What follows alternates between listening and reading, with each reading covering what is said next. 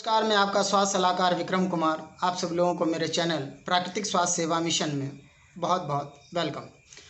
मित्रों, कुछ दिनों से हम देख रहे हैं कि लगातार कोरोनिल दवाई जो प्राकृतिक तरीके से आयुर्वेद के माध्यम से बनाया गया है, बाबा रामदेव और उसकी टीम के द्वारा, पतंजलि के द्वारा, उस पर विवाद बहुत ज़्यादा हो रहा है। क्या वजह है उस विवाद का, इसके पीछे कारण क्या है और क्या सच है और क्या झूठ, हम इसके बारे में आज जानना शुरू करेंगे। मित्रों, सबसे पहले आप लोग ये जान लें कि कोरोनिल को बनाने के लिए जिन जिन चीज़ों का इस्तेमाल किया गया है वो क्या क्या है। सबसे पहले गिलोय, वास्तव में बहुत ही बेहतर चीज़ है। दूसरा तुलसी, तुलसी एक ज़बरदस्त एंटीबायोटिक है। मित्रों, ये सारी दुनिया जानती है। तुलसी अलग अलग प्रकार के होते हैं, उनमें से श्याम तुलसी, कृष्ण तुलसी वगैरह वगैरह। तुलसी ये एक ज़बरदस्त एंटीबायोटिक का काम करता है। इसके अलावा अश्वगंधा भी इसके अंदर डाला गया है। इसके अलावा बहुत सारी ऐसी औषधियाँ भी डाली गई हैं जो हमारे पौष्टिकता और हमारे मिनरल्स के हिसाब से डाली गई हैं। बहुत सारे नाम बाबा रामदेव की तरफ से दिए गए हैं। उसके बावजूद भी ये आखिर क्यों इस विवाद में आया कि ये दवाई वाकई में कोरोना के लिए उचित है या नहीं है। मित्रों, सबसे पहले ये जानिए कि आखिर क्या वजह है ये कि विवादों में आने के पीछे इसका कारण है कि इस दवाई पे जो ट्रायल किए गए हैं वो विवादित हैं। किस तरह से विवादित हैं? जयपुर मेडिकल कॉलेज के डॉक्टर बलवीर तोमर, उन्होंने अपनी टीम के साथ इस दवाई का परीक्षण अपने 100 पेशेंट पे किया। मित्रों, पहला विवाद यहीं से शुरू होता है। 100 पेशेंट पे जो किए गए हैं वो 100 पेशेंट कौन से थे, किस तरह के थे? क्या वो माइल्डली या नॉर्मली कोरोना से ग्रसित थे या वो क्रिटिकल कंडीशंस वाले थे? वास्तव में मित्रों, एक टीम है जो किसी भी दवाई के परीक्षण के लिए अनुमति देती है। उस टीम का नाम है CTRI, central trial registration of India. ये वो संस्था है जो किसी भी मेडिसिन्स के ट्रायल की अनुमति देती है और इस अनुमति को इसी संस्था से लेने के बाद पतंजलि ने इस दवाई को ट्रायल किया पूरे अपनी टीम के साथ मिलकर। दूसरी बात आती है कि किसी भी दवाई के ट्रायल के पूरा हो जाने के बाद उस दवाई को लॉन्च करने के लिए कई जगह से परमिशन लेने पड़ते हैं। Central drugs control standard organisation, ये वो संस्था है मित्रों जो किसी भी दवाई को लॉन्च करने की अनुमति देता है।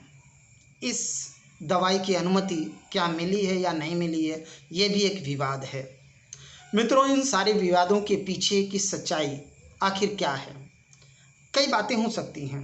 नंबर 1, WHO किसी भी दवाई का परमिशन तभी देती है जब वो हर तरीके से उस दवाई के सारे परीक्षण की जांच कर ले और ज़्यादा से ज़्यादा ट्रायल्स किए गए हों, ये परिचित हो। लेकिन मित्रों, बात यहाँ आई कि सिर्फ 100 लोगों पे परीक्षण, और वो भी वो 100 लोग, कौन से 100 लोग थे ये कह पाना अभी मुश्किल है।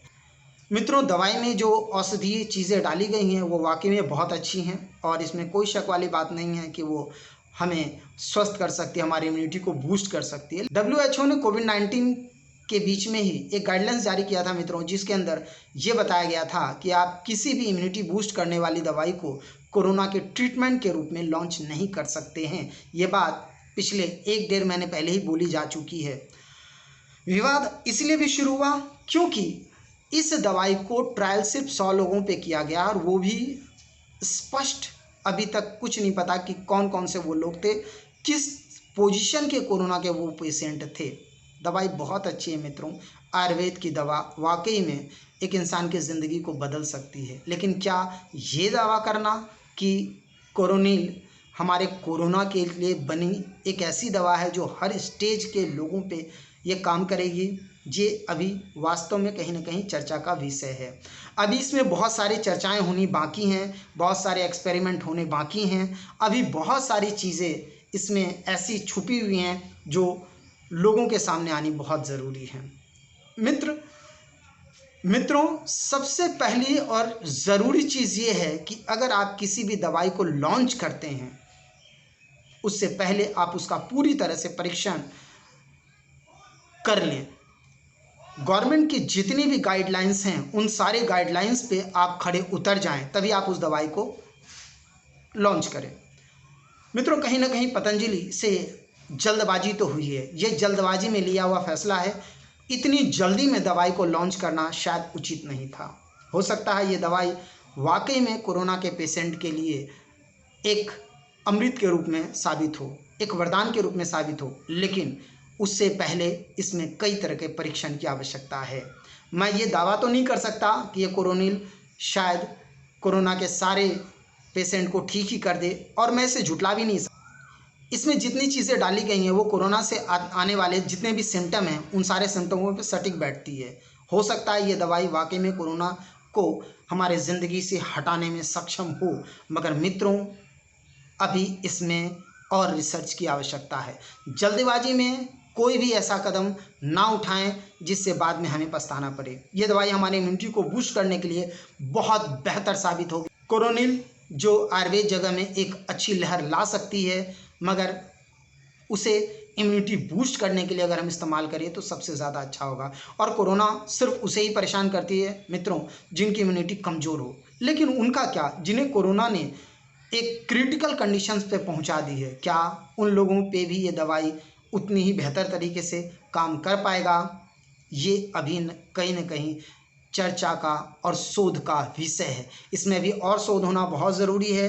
अगर बिना शोध के इस दवाई को लॉन्च किया जाता है और लोग भ्रम में आकर के इस दवाई का इस्तेमाल उस कंडीशंस के लिए भी करने लग जाते हैं जिस कंडीशन में वो बहुत ही ज़्यादा क्रिटिकल इलनेस तक पहुंच चुके हैं, और अगर ये उसे ठीक ना कर पाएँ तो मित्रों ये उन पेशेंटों के लिए बहुत ज़्यादा खतरनाक भी साबित हो सकता है। तो मित्रों मेरा सिर्फ और सिर्फ लास्ट में यही कहना है कि इस दवाई को लेकर के अभी इतनी जल्दी खुशी मनाने की आवश्यकता नहीं है। अभी इसमें शोध की आवश्यकता है, इसमें परीक्षण की आवश्यकता है।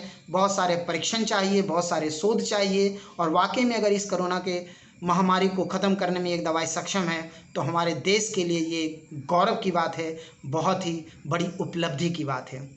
मैं आपका मित्र विक्रम कुमार आपसे विदा लेता हूँ। अगले वीडियो में फिर मिलूँगा आपसे, तब तक के लिए धन्यवाद।